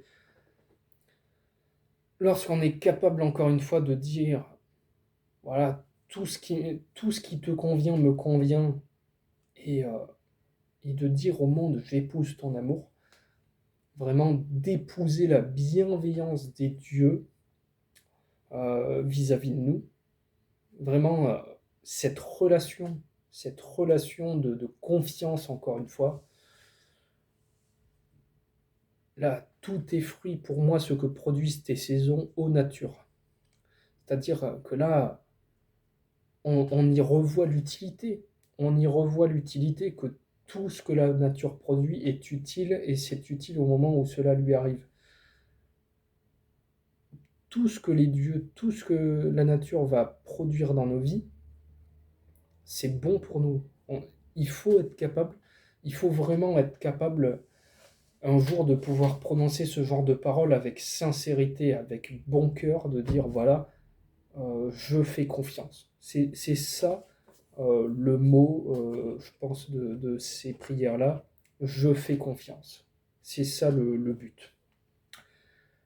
Maintenant, une forme de... C'est pas vraiment une forme de prière, enfin, quoique un petit peu, plutôt une forme d'exercice méditatif. Donc forcément, c'est aussi en rapport avec les dieux, hein, la méditation. Hein. Livre 11, pensée 27. Les pythagoriciens prescrivaient de lever les yeux vers le ciel de bon matin afin de se rappeler ces êtres qui accomplissent éternellement leurs tâches sans dévier de leur route ni varier leur discipline, leur pureté, leur nudité, car rien ne voile les astres. Et ça me fait penser à un passage, j'ai plus la référence, mais qui dit en te levant le matin, rappelle-toi combien précieux est le privilège de vivre, de respirer, d'être heureux. Si on prend ces deux passages-là, le matin a une dimension spirituelle importante. C'est important parce que là, il nous parle déjà dans le passage 11-27 de lever les yeux vers le ciel de bon matin afin de se rappeler ces êtres qui accomplissent éternellement leurs tâches. Ça parle des dieux. On peut parler des étoiles, ou voilà, bon, bref. Moi, en tout cas, tel que je le conçois, ça parle des dieux. Ça parle des dieux, tout simplement parce que le matin, quand, quand on se lève, on peut regarder le ciel et se dire, et penser aux dieux, aux œuvres qu'ils ont fait jusque-là dans nos vies. On peut penser à ce qu'ils vont faire dans nos vies. On peut justement leur faire confiance, encore une fois, pour la journée qui arrive.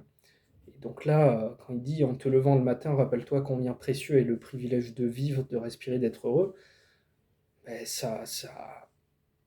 c'est pour être optimiste. C'est pour être optimiste. C'est lorsqu'on se lève le matin, qu'on regarde le ciel, qu'on pense aux dieux, eh bien on peut se dire, voilà, je suis encore en vie. Peut-être pour une journée de plus ou moins, mais je suis encore en vie. Je peux, voilà, je suis privilégié. Et on peut y voir une forme de gratitude envers les dieux, tout simplement.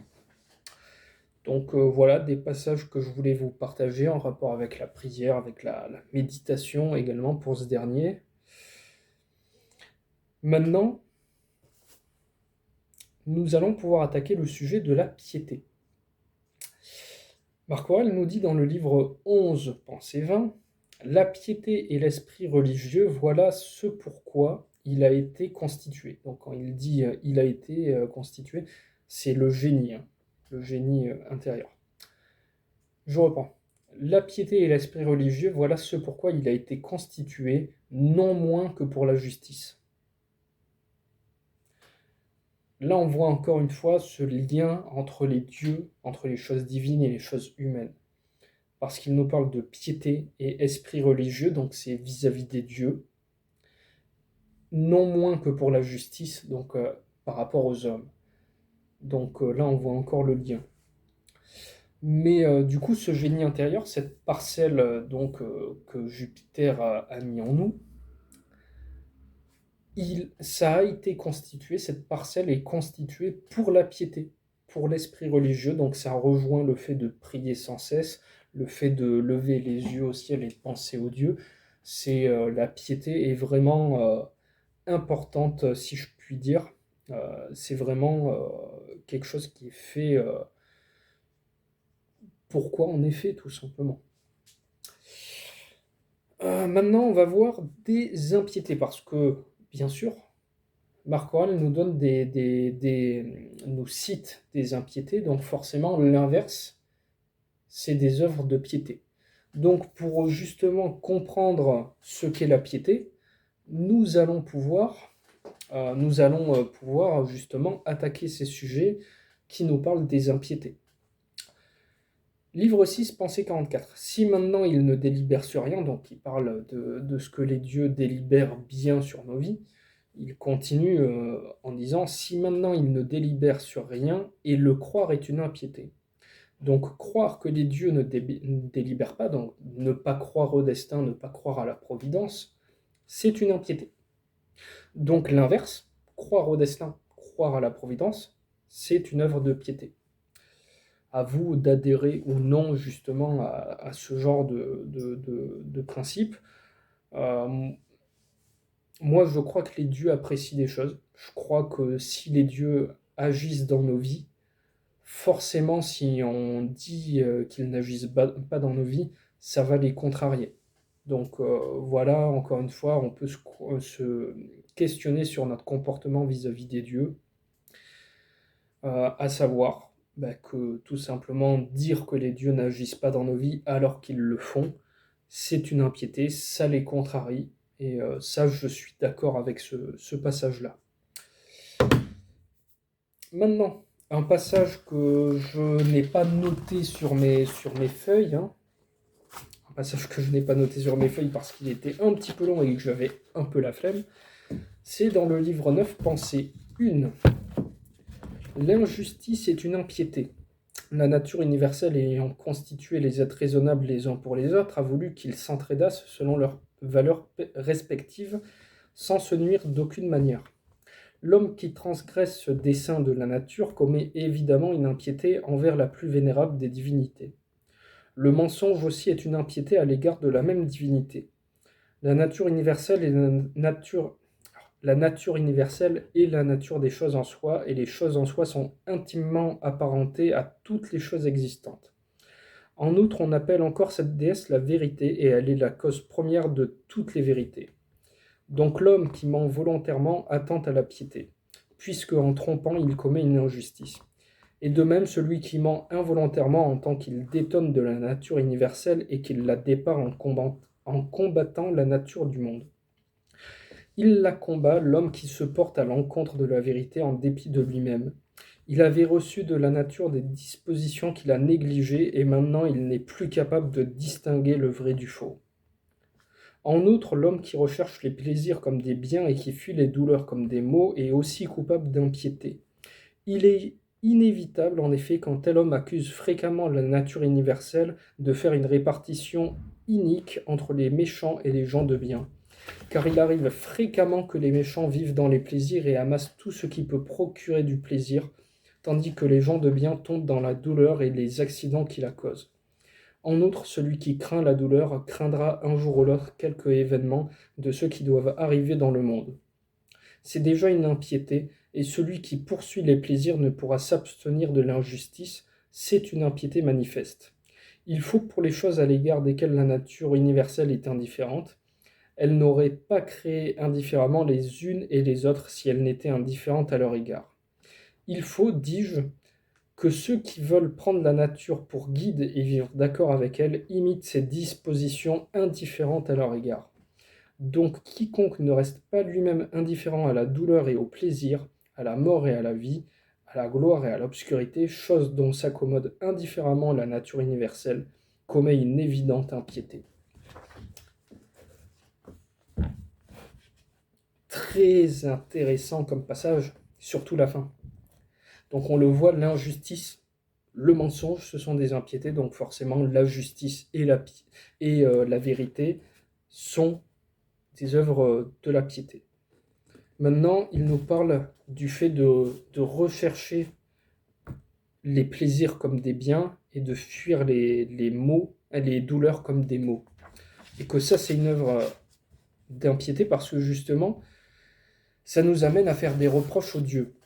Cette ignorance des choses, cette ignorance de la nature, et encore il en parlait, du fait d'être indifférent à ces choses-là, donc choses qui ne dépendent pas de nous, les plaisirs et les douleurs ne dépendent pas de nous, sauf si on les recherche. Mais le fait d'être indifférent à ces choses, c'est une œuvre de la piété, encore une fois. Donc, comment dire? Les œuvres pieuses, c'est d'être indifférent aux douleurs et aux plaisirs. C'est parce que justement, si on est indifférent à ces choses, on n'adressera pas de reproches aux dieux. On ne dira pas qu'ils font des erreurs, on ne dira pas qu'ils ont mal délibéré sur nous.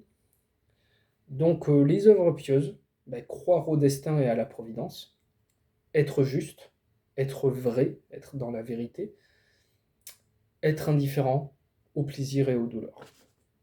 Voilà un passage sur la piété. Maintenant, un passage, là on arrive bientôt sur la fin hein, de l'étude, hein. Ça fait un petit moment quand même. Un passage très intéressant sur la procrastination. Livre 2, Pensée 4. Rappelle-toi depuis combien de temps tu remets à plus tard et que de fois, ayant obtenu des dieux des renouvellements d'échéance, tu n'en profites pas. Ça nous interroge également sur notre comportement vis-à-vis des dieux, sur les sujets de joie qu'on peut leur donner et les contrariétés qu'on peut leur donner également. Les dieux sont bienveillants avec nous.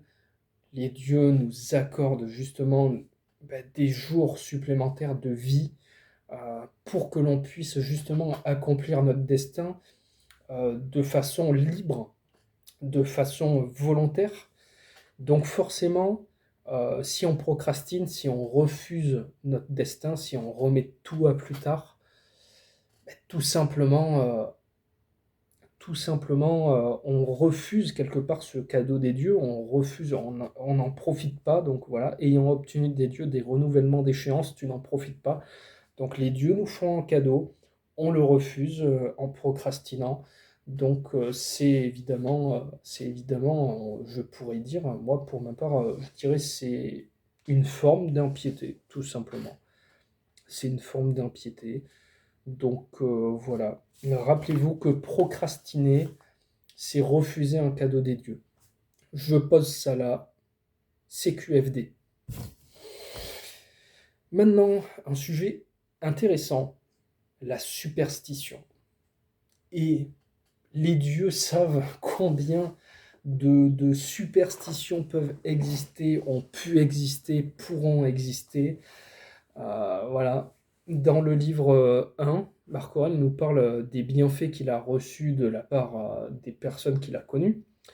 Il nous dit dans le livre 1, Pensée 6, de Dionyette, l'aversion pour les futilités, l'incrédulité à ce que racontent les faiseurs de prodiges et les charlatans sur les incantations et les moyens de se préserver des démons et autres sornettes. On a tous des superstitions en tête, et là il nous parle de ça, les faiseurs de prodiges, les charlatans qui racontent des incantations et des moyens de se préserver des démons. Oula, attention, ça fait peur.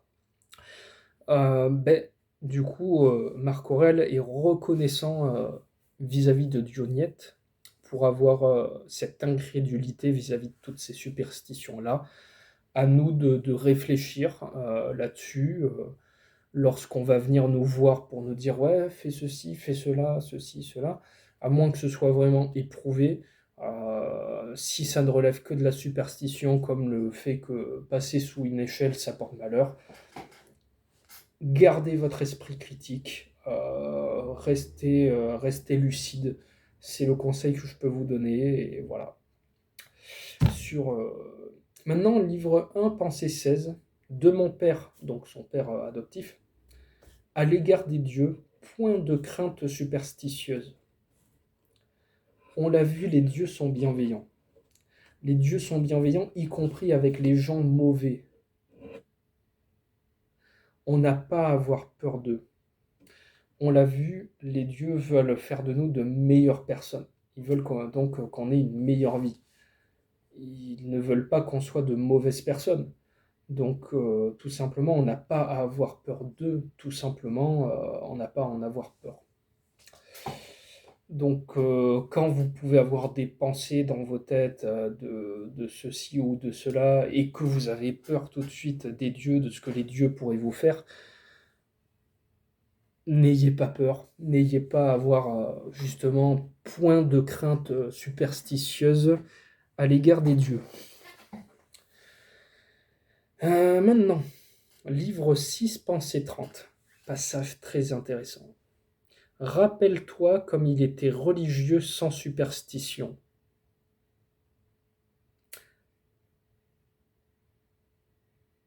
Moi, il me parle ce passage parce que ça relève ce qu'on a vu là.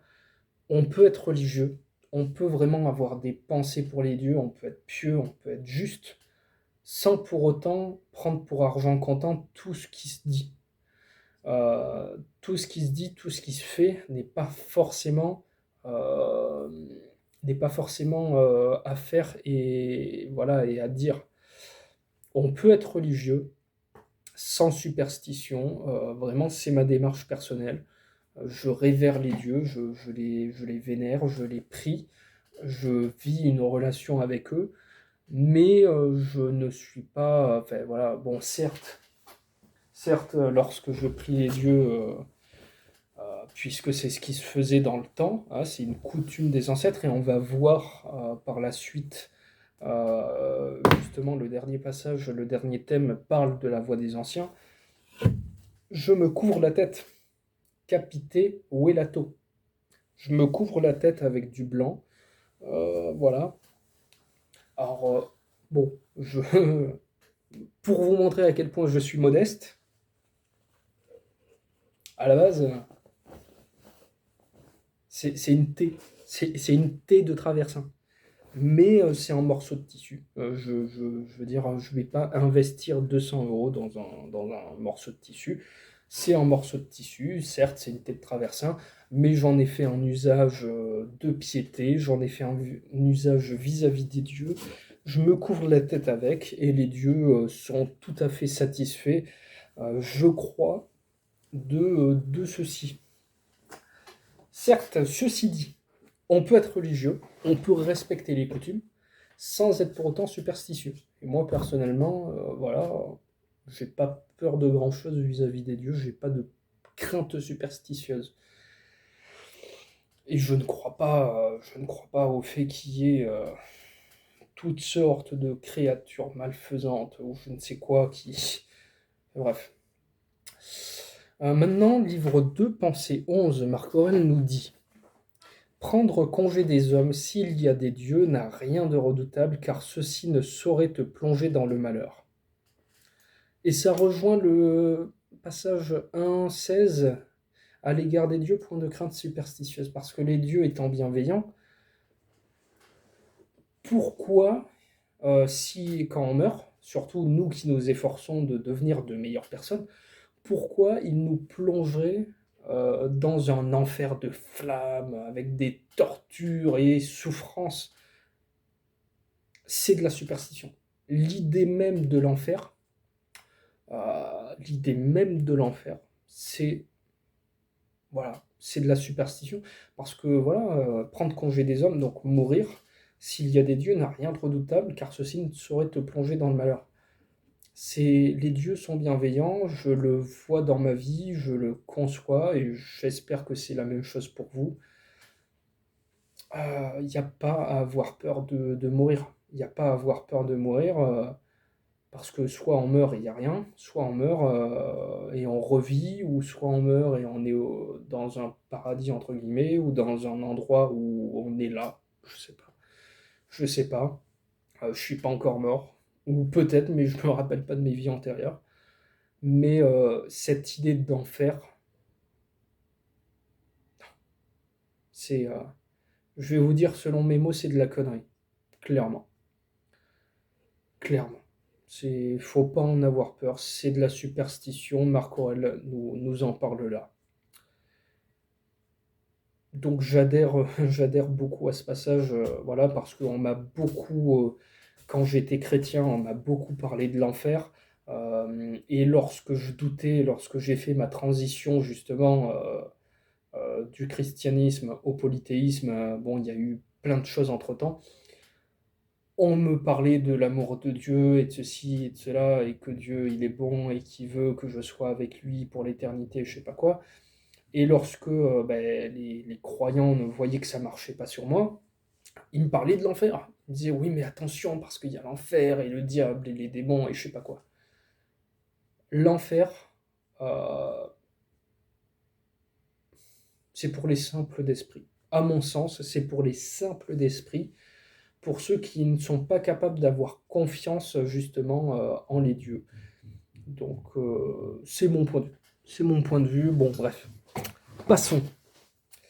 On va pas faire la vidéo là-dessus, mais quoique l'idée de la superstition de l'enfer, ça me tient à cœur, ayant connu beaucoup de soucis avec cette pensée-là. Bref, maintenant nous allons voir donc deux passages, et donc la vidéo va terminer avec cela. La voix des anciens. Donc d'où le fait que je me couvre la tête lorsque je prie et que je fais mes rituels. Livre 1, Pensée 16, de mon père. La connaissance des lois ou des coutumes ou toute autre science et l'aide qu'il leur prêtait pour leur faire obtenir chacun les honneurs que méritait sa compétence spéciale, suivant toujours les coutumes des ancêtres. Donc de son père adoptif, hein, encore une fois. Donc il est reconnaissant pour la connaissance des lois ou des coutumes, donc des coutumes, du coup, la connaissance des lois ou des coutumes ou toute autre science. Donc on voit que les parents ont un rôle important à jouer, c'est de transmettre les coutumes ancestrales, les coutumes religieuses aux enfants. Donc c'est un rôle, on peut voir là au travers de ce texte, c'est un rôle que, que les parents peuvent jouer, bien sûr. Suivant toujours les coutumes des ancêtres. Donc ça, on y voit justement l'admiration de Marc Aurèle pour son père adoptif, c'est que son père adoptif pratiquait les coutumes des ancêtres. Et toujours, il dit ça, suivant toujours les coutumes des ancêtres. Donc là, encore une fois, la voix des anciens, c'est quelque chose justement, selon la pensée de Marc Aurèle, c'est important. Pour moi, c'est important, je vais vous dire pourquoi. C'est que si les choses se faisaient avant, en fait, plus on se rapproche des coutumes ancestrales, de ce qui se faisait à l'origine, et plus on se rapproche de la vérité, parce que à l'origine, les premiers peuples humains, avaient une forme de spiritualité, la tradition primordiale, beaucoup en parlent, beaucoup la recherchent, moi aussi. Eh bien, cette tradition primordiale, c'est la forme de religion la plus pure qui puisse exister, la plus instinctive. Et justement, plus on va connaître les coutumes et les suivre, et plus on se rapproche d'une forme de pureté religieuse. C'est mon point de vue. Voilà, en fonction de ce que je lis de Marc Aurèle. Et maintenant, dans le livre 11, Pensée 26, dans les écrits des Éphésiens se trouvait cette maxime, avoir sans cesse présent l'exemple d'un ancien qui ait pratiqué la vertu. C'est ce que Marc Aurèle a à cœur comme esprit quand il parle de son père, quand il parle de son père adoptif qui pratiquait les coutumes des ancêtres, tout ça. Donc là encore une fois, quand il dit avoir sans cesse présent l'exemple d'un ancien qui ait pratiqué la vertu, c'est déjà dans le cadre d'un culte des ancêtres, tout simplement. Vénérer les ancêtres, hein, ça fait partie du paganisme, hein, si je puis dire. Je sais que certains n'aiment pas ce terme, mais nous avons le culte des ancêtres. Donc, tout simplement, ça en fait partie. Mais également, le fait d'avoir en tête ce que faisaient les anciens comme étant des exemples. Ça peut nous aider justement au travers des coutumes, ça peut nous aider à mieux pratiquer la vertu. C'est un petit peu le lien que je fais entre ces deux passages. Peut-être un lien un peu facile, mais avoir sans cesse présent l'exemple d'un ancien qui ait pratiqué la vertu et le fait de connaître les coutumes et de les pratiquer, pour moi c'est lié. Donc en pratiquant les coutumes, on se rapproche de la pureté originale de la pureté originelle de la tradition primordiale. Et donc, on se rapproche de la vertu. Pour le coup, c'est comme ça que je vois la chose. Bien, cette étude est maintenant terminée. Après 1h50, fallait bien que ça se termine. N'hésitez pas à me dire dans les commentaires ce que vous en pensez, à me donner vos avis, vos remarques, vos suggestions. On va peut-être pouvoir avoir des discussions intéressantes. Je vous livre cette étude au travers de mon point de vue, au travers voilà, au travers de ce que je ressens, de ce que je crois, de ce que je comprends. Certes, je sais que dans 10 ans, je n'aurai pas les mêmes idées. Peut-être que j'en aurai bien sûr identiques, peut-être qu'il y en a qui changeront, c'est même certain.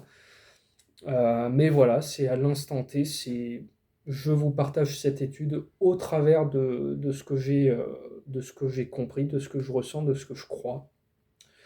Donc si ça vous a plu, n'hésitez pas à mettre un j'aime, à partager pour justement diffuser les réponses qui pourraient répondre à des questions que d'autres nouveaux polythéistes se posent.